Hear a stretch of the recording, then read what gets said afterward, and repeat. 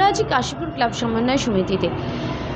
প্রত্যেক বছরের ন্যায় কাশীপুর ক্লাব সমন্বয় সমিতি কিন্তু কাশীপুর উৎসব করে এবং এই সময়টা ফেস্টিভ সিজন। আপনারা প্রত্যেকে জানেন যে ঠিক এই ডিসেম্বর জানুয়ারি মাস ধরে বিভিন্ন ধরনের উৎসব, বইমেলা, খাদ্যমেলা এবং বিভিন্ন উৎসব চলে। এবং কাশীপুর উৎসব জানুয়ারি মাসে, মানে যাকে বলতে হয় মাঘ মাসে, কিন্তু কাশীপুর উৎসব হয়।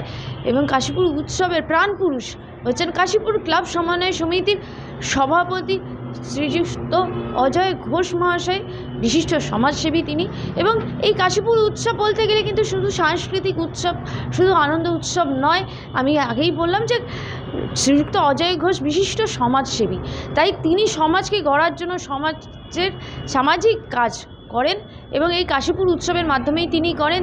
এই কাশীপুর উৎসবের রক্তদান উৎসবের সাথে জুড়ে আছে স্বাস্থ্য পরীক্ষা শিবির, চক্ষু পরীক্ষা শিবির, তার সাথে জুড়ে আছে স্বাবলম্বীকরণ, সাইকেল দিয়ে, সেলাই মেশিন দিয়ে, ট্রাইসাইকেল দিয়ে স্বাবলম্বীকরণ, যারা ফিজিক্যালি ডিসেবলড তাদের জন্য হুইল চেয়ার প্রদান এবং তার সাথে রিক্সা প্রদান স্বাবলম্বীকরণে আছে। এছাড়াও শীতবস্ত্র প্রদান, অন্নদান, সব কিছু নিয়ে একদম সামাজিক এবং সাংস্কৃতিক উৎসব হচ্ছে কাশীপুর উৎসব।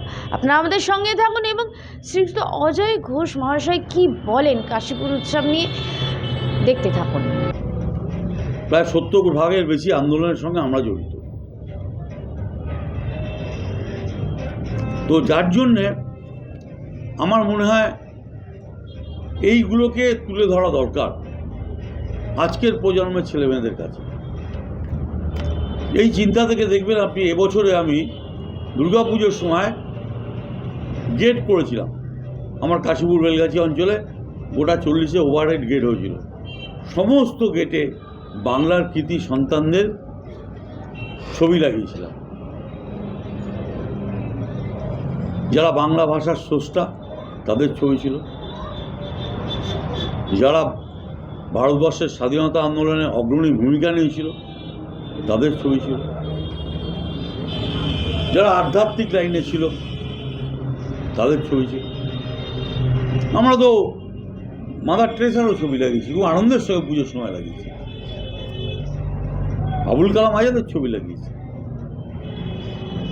নজরুলের ছবি লাগিয়েছি, রবীন্দ্রনাথ বঙ্কিমচন্দ্র তো লাগিয়েছি। কম কথা না। একটা ক্লাব, একটা সংগঠন যেটা কোনো রাজনৈতিক দল বিলংস করে না, যেটার মধ্যে কোনো প্রশাসনিক লোক নেই, তা সত্ত্বেও এগুলো আমরা করতে পারছি, এটা একটা তো ব্যয় সাপেক্ষ। শুধুমাত্র আমরা সৎ পথে আছি এবং মানুষের আশীর্বাদটা আমাদের মাথায় আছে। ওপর থেকে ঈশ্বর, আল্লাহ, গড দেখছে।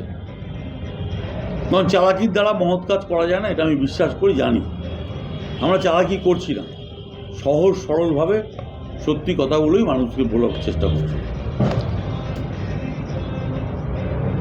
এই চিন্তা থেকে, এই ভাবনা থেকে